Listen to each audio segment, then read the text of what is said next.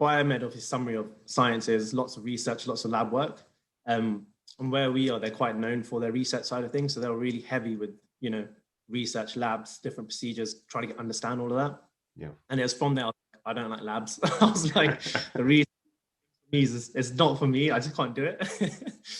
But I really liked any interaction I had. So I was like, okay, I know I like interaction. I know I like meeting people, lecturers, learning stuff about sciences and how the whole body works. I was like, cool, this is something that I want to pursue further. So then that was where medicine and dentistry came into it. And that's I definitely decided that's not something I want to pursue anymore. Today, we are pleased to have Bini with us today, all the way from Glasgow. He's at dental school in Glasgow and he's a final year student. So we're going to get to hear about his dental journey, how he got to Glasgow and how it's been over the 5 years. So thank you, Bini, for coming on today. Oh, no, thank you so much for this opportunity. I really appreciate it. Yes. So let's get straight into it. Why dentistry? How did you end up getting into dental school? See, I've seen you've asked this question all the time to everyone. Yeah. It's such a hard question to answer. So my journey is actually a little bit different. I did my A-levels, wasn't sure what I wanted to do at that stage still. So I kind of just like sciences, and that's all I knew at that stage. So I was like, in science, I like medicine, dentistry, optometry, anything to do with science. I was like, that's cool. Yeah. And then I didn't get the grades I wanted in A-levels. So I was like, oh, okay, that rules out a lot of degrees. So then in my head, I was like, I'm going to take a year out, work for a little bit, save some money, but then redo some of my modules. Process, obviously being from like a Asian family, an Indian family, your parents are quite influential. So they were both like, you're going to uni. So I was like, where were you living at this time? This was back in England. So in Staines. Staines, okay. So if you've seen Ali G in the house. Yeah. So I actually went to Royal Holloway, which is a Negham, which is just a road from me. And I did biomedical sciences. And it's only after doing that I was like, okay, cool. I know what I want to do now. I know I want to do something in dentistry, but that's when he's jumped up. So I used to pay £3,000 a year. Yeah. So that was, you could do uni, work in the summer, pay it off, do uni and do it that way. Yeah. And then it went to £9,000. So I was like, okay. Student finance then said, we can't support your second application. So in terms of tuition fees, you pretty much have to be self-funded. So then I was like, okay, so I need to save some money. So I worked for a couple of years as a territory manager. So sort of just going around speaking to nurses, showing them products, training, all that stuff. Yeah. And then it was about 4 years after that I was like, okay, cool. I've got enough money now. Let's now go into dentistry. Yeah. It started really. It was kind of a last minute push. I applied, I think 3 times altogether. All right. So it was the third time that I was like, either I get it or that's it. Work is now my new thing. So biomedical sciences, why didn't you pursue that further?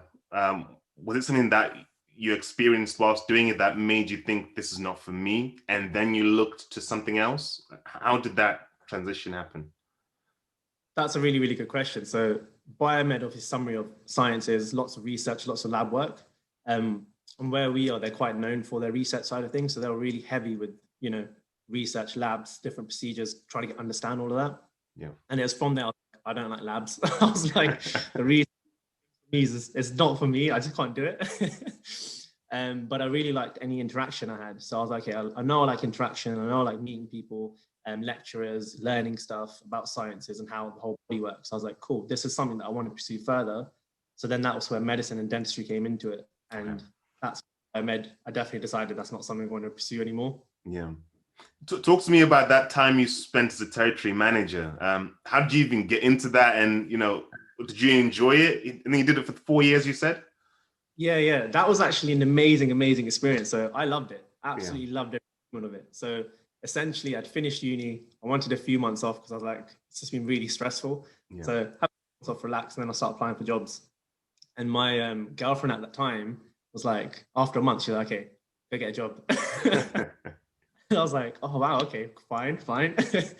And then we started researching into stuff, and I saw territory manager roles. And I was like, this seems interesting. What is it about? And you get to meet, you get to go to NHS setting, you get to the private medical setting, you get to meet doctors or nurses, you get to talk about products, how it works, how it would help people. So how the science side of it works as well. Yeah. So it just seemed really exciting. So I was like, let's go ahead for it. And then you get loads of perks and benefits. So you drive around a lot. So you have to like your own. You can chill in the car, sing some songs, you're fine. But they give you a car, they give you like loads of stuff to help you with your job. And I just really enjoyed it. Like, coming out of uni, you get a brand new car, you get some good pay, and you get to meet all these wonderful, amazing people. And you're like, this is fantastic. It's so cool. Yeah.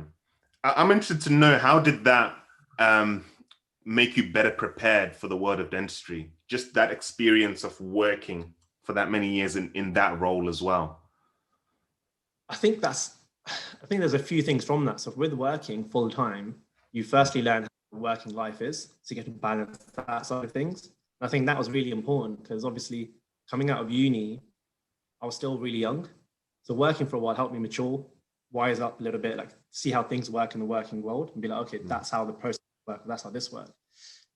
Working in the NHS, I learned all the procurement side of things. So I know, whenever it's hard to do this or there's restrictions, I kind of get why.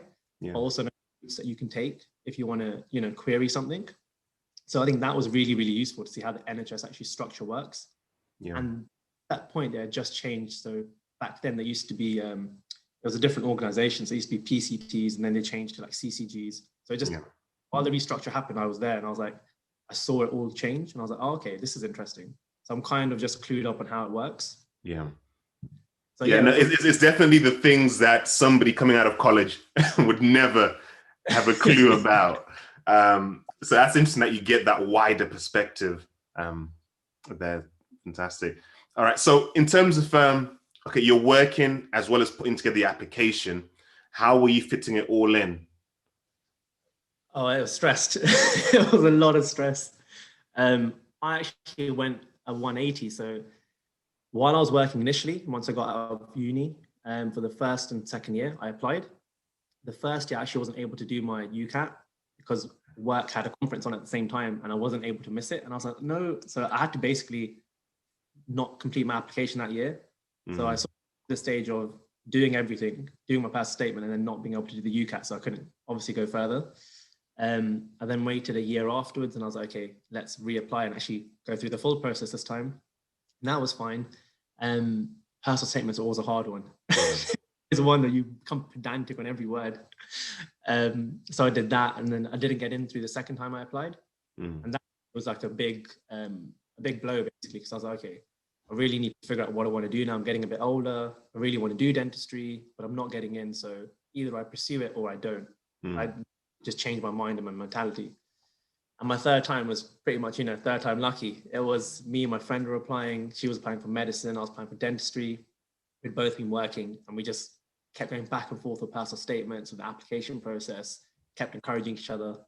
And from there, luckily I was able to get two interviews, and that's where it went, really. It was really, really good. Luckily. You still remember the interviews? Oh, you'll never forget them. You'll never forget the interviews. Where were they? So one was in UCLan, University of Central Lancashire, and that's for graduates. Yeah. And one of them was for Glasgow, obviously, which I got into. Okay. But yeah, UCLan, as you know, is an interesting one. No, UCLan, special spot in my heart for UCLan. Yeah. But okay, Glasgow.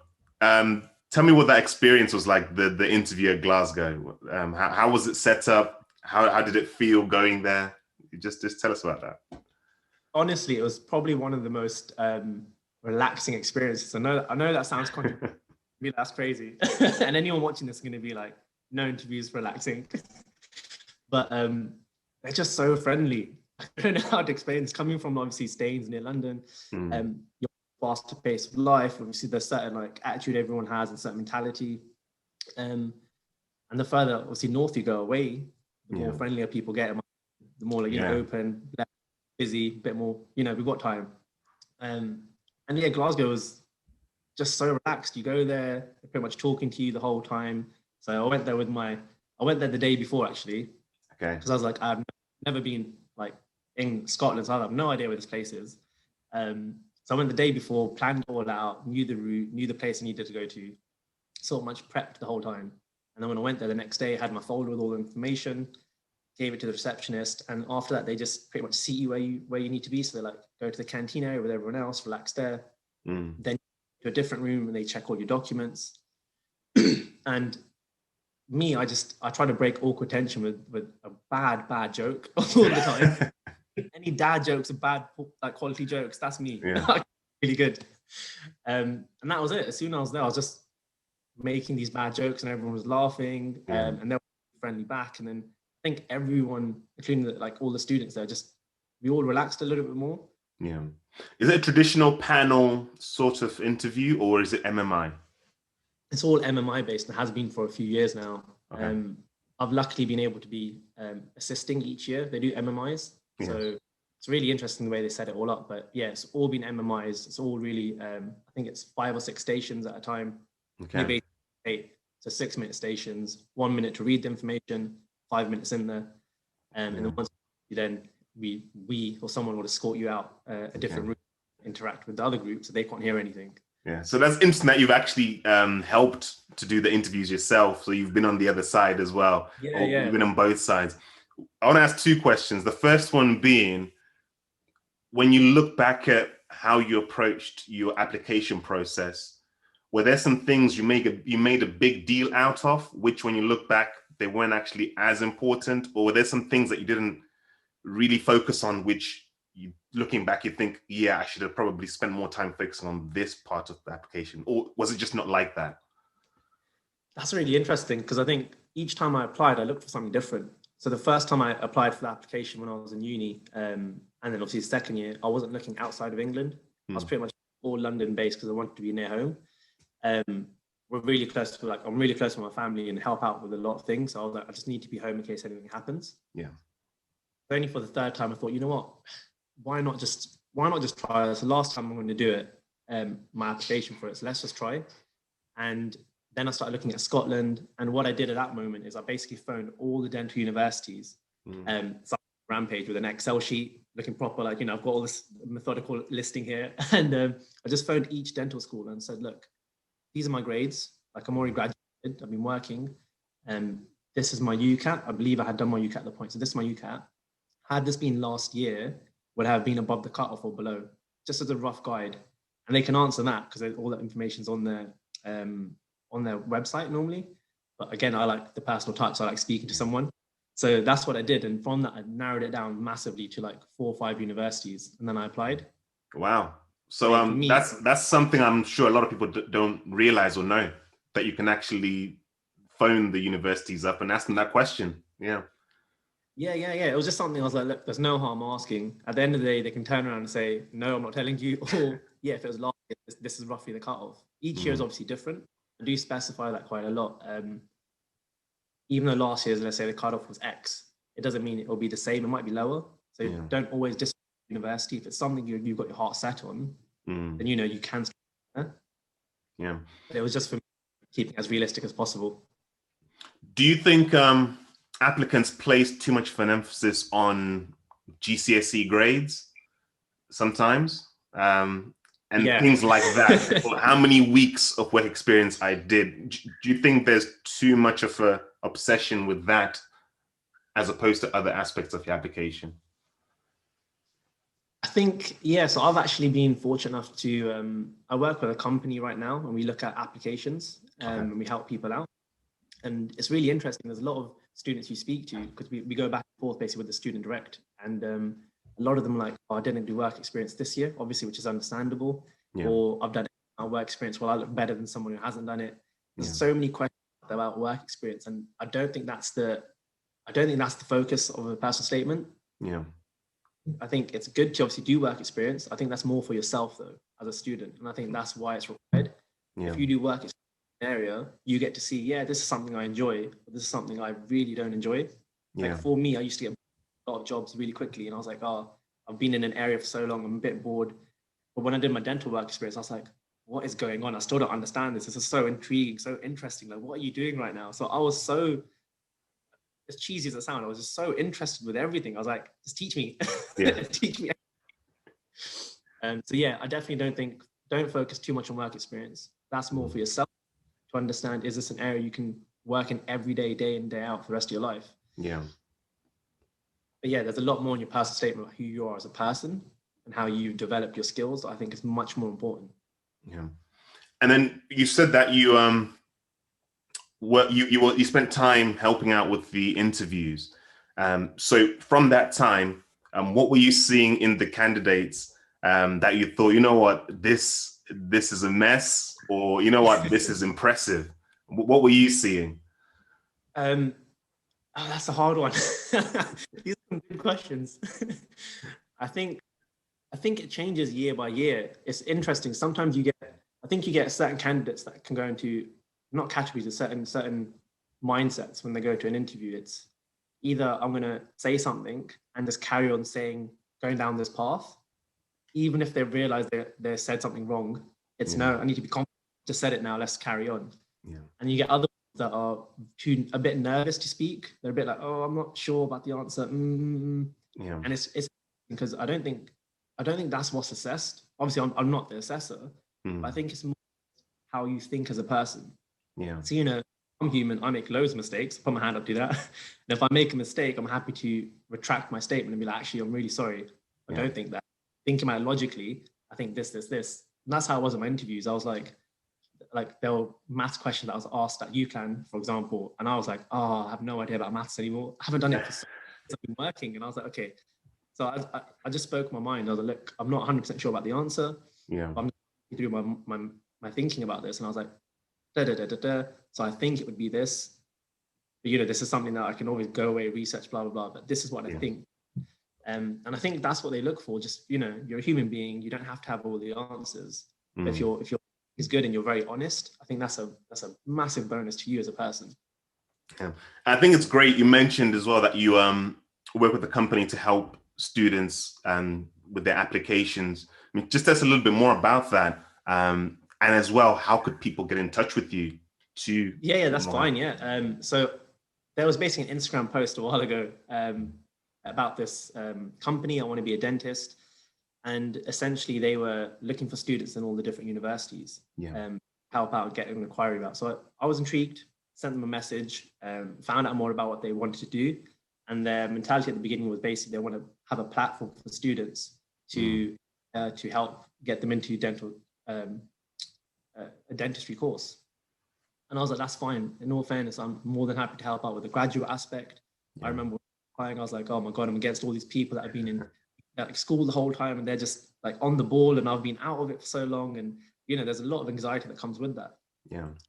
And then from there, just progressed. They've now made a book. They've now made a website. Yeah. They've done so much. Students can basically contact them through the website or Instagram. Yeah. And from you basically get to choose a package or choose what you want. And you get to contact whoever you want. So all our bios are on there. So obviously if it's graduate, you potentially go to me or a different person. If it's something else, you can go to someone else. All right, so if people went on the website, they could then get to you through that? Yeah. Okay. So the website as well has a link. So all a form that you fill out your details on, and then someone will contact you back. Perfect. They ran webinars over the lockdown period, like free for students, and then loads of contact details. So lots of students are called up, contact us. It's been fantastic. Good. It's been really, really good. Fantastic. So, okay, let's move to Glasgow, the Glasgow experience. So how was that settling in? And how has it been through the years from year 1 to 5? What you can remember? Yeah. It's been a journey. I think that's probably the best way to describe it. It's been so interesting and so different to my first degree. Yeah. Which I found, you've done a degree, you think, oh, I know how it's going to be, but it's been so different in a positive way. And I really enjoyed that. Again, I guess the whole meeting people for the first time is always daunting. Yeah. But I think if you're a bit older and you've done it before, you kind of just go in and introduce yourself. And I think with Glasgow, everyone's so friendly that you just become friends without even trying. You just talk to someone, and the next thing you know, you're all friends with a big group, and you're like, wow, okay. So it's really, really friendly, really welcoming. They put a lot of emphasis when first years come in on integrating them within the whole dental school. Okay. So essentially what we do is we have a society, GDSS society, so student society, and they produce different events through the year. And a lot of them are for the first and they link in with 5th years. So you basically have like a big, we call them, so like someone older that just helps you integrate, has any questions you have. and sort of guides you through, you know, the first year to make sure you're okay, which is really nice and really sweet. Obviously, How big is the cohort on average? You know, it's around about 80, Okay. a bit less than 80 students. So it's not one of the biggest courses out there, but I quite prefer that. I like it being a smaller group of people. You interact a lot easier. Questions are much easier. Everything teaching wise is a bit more intimate. You know, you learn just that much better, in my opinion. So it's been really, really good. First year, you do a lot of biomed. Okay. So I think they do that purposely just to see, like, you know, is this something you want to do? Are you resilient? Can you get through it? Of that, you get your first introduction to patients. So you get to shadow someone in third year and fifth year. So you act as the nurse at one point as well, which is really interesting for them. Scary as anything when we did it. When you're asked to get something, you're like, what's a burr? Like, I have no idea what a burr is. But it's so interesting. It was really, really fun to see, like, in 2 years' time, that could be me. Like I know what I'm doing. That seems great, like what they're doing. They seem so advanced. So that's really, really nice. Second year, your timetable is more free. So you've actually got a lot of time off, but you can revise in that time. But that's really where, like, I tell people, join societies, really go out there, do stuff you enjoy, like try to link in with loads of different things at this moment, because first year is a bit intense. And personally for me, like, I would just head down my books and just grinding through that year to, like, pass it. Second year is much more free. So that's when you start joining societies, learning more things. And then third year is the first year that you get your own patients. You start doing a lot of your own treatment plans. You do anatomy and you do dissections. So I found that really interesting, because I was like, oh, wow, okay, this is like an amazing opportunity to actually learn, like, you know, the head and neck structures and what's actually going on in like live, basically in real time. And then fourth year is probably the most stressful year in my opinion, but it's set up in a way that makes fifth year a lot easier. So I totally understand why. So fourth year, you have all your written exams, including those in your fifth year. So they pretty much test you on everything they can. You also get an elective period, which is 4 weeks to do, which I never knew about before, but basically you have 4 weeks to do whatever you want in terms of a study program. So you can do a paper, you can do research, you can go abroad and observe a dentist abroad and see how their practices differ from our practices. So you can imagine what everyone thinks, because you can get a holiday out of that too. But amazing experience. So you get to learn so much. Unfortunately, COVID threw a spanner in the works this year. But people weren't able to do that. So it became pretty much like a research-based elective for this year. Hopefully next year, fingers crossed, that fourth year then get to do something else. Really interesting. And then fifth year is all a practical-based year. So essentially, it's like another VT year or DFT year. You just got outreach and you go in-house. So you go to Glasgow Dental Hospital to do some work clinically, and then you go out to certain centres and you do work there clinically. So it's just pretty much all practical-based, which is... So tell us about that, the difference between outreach, the dental hospital, or phantom heads, just for anybody that's not really aware of how that setup is. No, that's a really good question. Again, this is something I didn't know before I started, but phantom heads are essentially a big doll. Think of it as a big head, and you have fake teeth that you put into their mouth, and you're learning the skills you need for when you have patients. So whether that's looking at teeth, measuring like the gum health, whether you're charting, so counting which teeth are present, which aren't, and then actually doing treatment. So, you know, drilling out the tooth and then restoring it with some sort of restorative material. So it's really interesting, really fun. And you learn a lot of key skills. That's phantom head. So you do a lot of practice from your second year onwards, basically, with that. Dental hospital. Each dental hospital is the same sort of setup. You have your own patients. You see them within different clinics. Some are specialist clinics. So they might only be prosthodontics, for example. So you're looking at dentures, for example. Or you have restorative clinic. You can look at anything restorative. So that's when you see your first patients, which you'll always remember again. It's something you'll never forget, your first patient. And then outreach is a center that's away from the dental hospital. And you actually go there and you work with a practice in there, and they're in the public dental sector. So you see patients, some of them can be emergency patients, some again can be dentures. It pretty much all varies, but that's a really good example or experience for how VT it would be or DFT it would be. You have patients come in for all different reasons. And that's essentially what your outreach center is for. You just get that experience of different patient interactions. Yeah, fantastic. How was that experience of, because I did graduate entry and dentistry as well, but I went straight in from my first degree into dentistry. For you, you worked, so you were earning. How was that, having a consistent income and then you're a student again? It was hard, I'll be honest. It was really hard. It was really nice to have an income and, you know, be independent financially. You can get what you want when you want it. Yeah. So it was nice. It was really, really nice. And then obviously not one of my concerns, one of my things when I went into dentistry was, okay, I'm not going to have a job or a full-time job anyway. So income's going to be a bit hard. I've saved money for at least the first year / 2 years. But obviously then there's rent, then there's food, then there's bills. Then you realize it adds up really quick. So like, okay, I've got all these things I need to maintain and make sure I can pay for them. So it was interesting not earning and being like, oh, I want to buy this thing, and being like, nah, it's not worth it. I'd rather just keep for uni.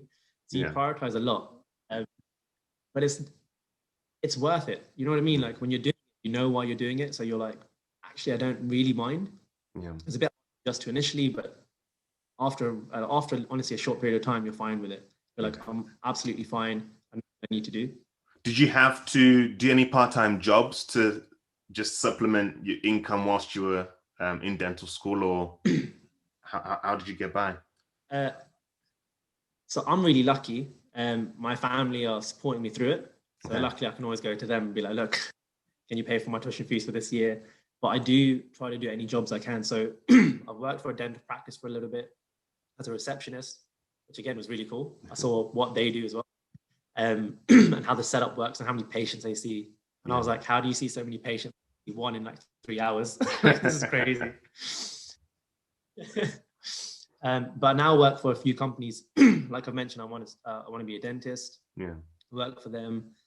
Another company, Debate Chambers, and we basically teach students that are interested in dentistry. So whether they're in their Highers, which is Scotland's equivalent of A levels. Okay. Back for England, which is a new system I had to learn. But yeah, so it's basically if they're interested in dentistry and they want to learn more about it, we can run a course to give them an overview of how it works, what's included, what they're taught. So just skimming each subject, and they're like, from there they can either think this is something I'm interested in, or no, it's not. Yeah. So it's really, I work for a few different things, got my hand in a few different pies.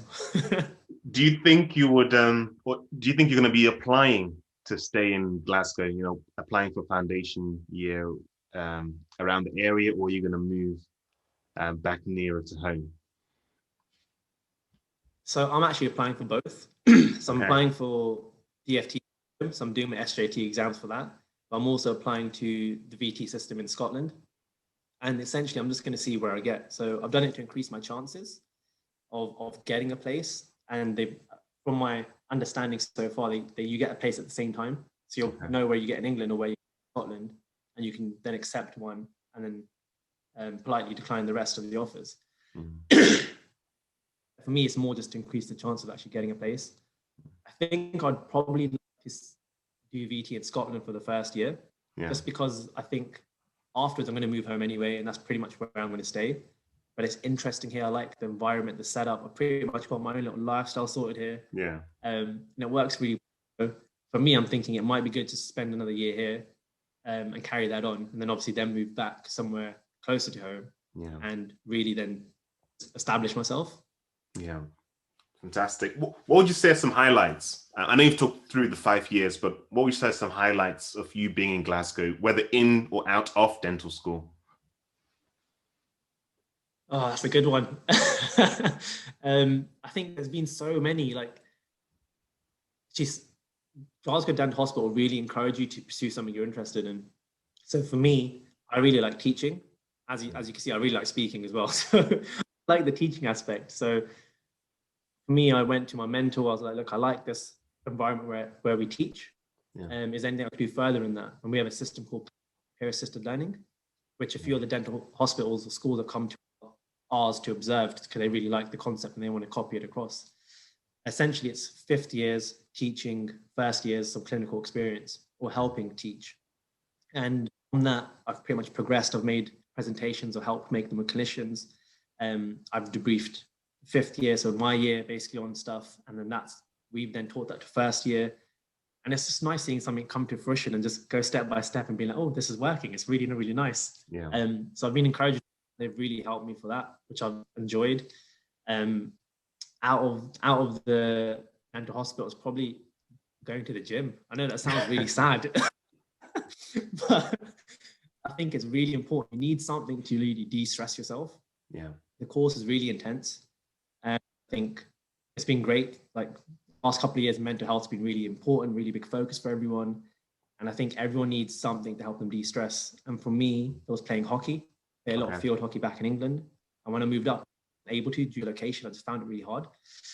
I'm not saying you can't. There's a lot of people that have managed it amazingly, and I'm very envious of them. Yeah. But for me, I just couldn't manage it in my timetable. So I then went to the gym, and then now I've just found something that I really enjoy. Just, you know, going there every now and then, releasing some stress, and then being like, that just felt great. And I mean, the last question that I would have is, what is dentistry to Bini? Again, another question I've seen you ask, and it's such a hard question to answer. I think I might keep this one a bit vague, but I think it's a platform. For me, it's a platform to meet people and see if there's a way you can help them. Yeah. So whether that's, you know, dental treatment, just talking to them sometimes, because some patients do come in just for a chat. They might come in saying, you know, I've got XYZ complaint that I've got today, or some sort of issue that I want to talk about. But talking further, you realize that they just want someone to talk to, or there's something else going on. So it's a platform where you're able to communicate with someone in a really easy way. And then from there, you can see what you can do to help them, whether it's directly or referring them to someone. And that's important to me. Yeah. I like that. It's a platform. And for anybody that wants to get in touch with you, just remind us again, how can people get in touch with you? You're welcome to Instagram me, Facebook me, whatever social media there is. I'm probably on it in some way or form. You're welcome just to message me on there. I'm more than happy to help if I can in any way, and if I can refer you to someone that can, I will. Yeah. So yeah, that's probably the best way to do it. Awesome. Bini, thank you so much for coming on today. Guys, make sure to follow up and actually contact him. I'll put his details in the description. Make sure to subscribe, continue watching the other videos that will help you in your application to dental school, or just to see how other dental students have experienced dental school. So thank you for watching, and we'll catch you on the next one. Thank you, Bini. Thank you so much. Appreciate it. Thanks, guys.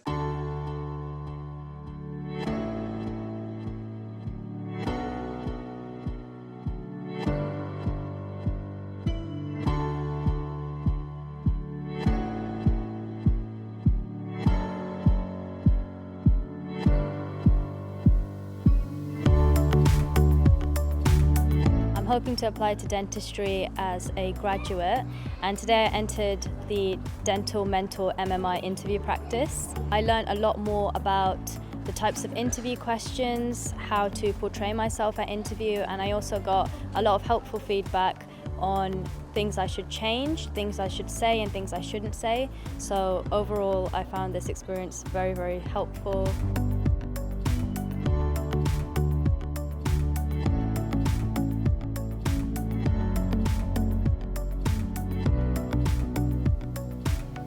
It's really helped my confidence. Up until now, I was really worried about the interviews. I didn't think I really knew how to do it, and didn't think I'd do particularly well. But after today, I have a lot more confidence in myself. I realised that actually I can do it, and it is doable.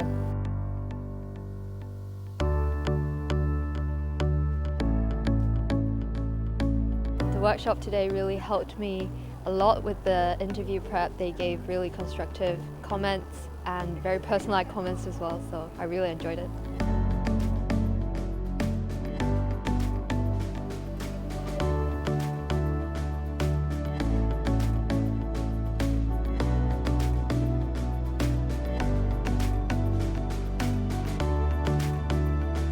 If you're thinking about studying dentistry, whether you're in college or whether you're in a degree right now, I think just have a chat with them and they will help you from start to finish.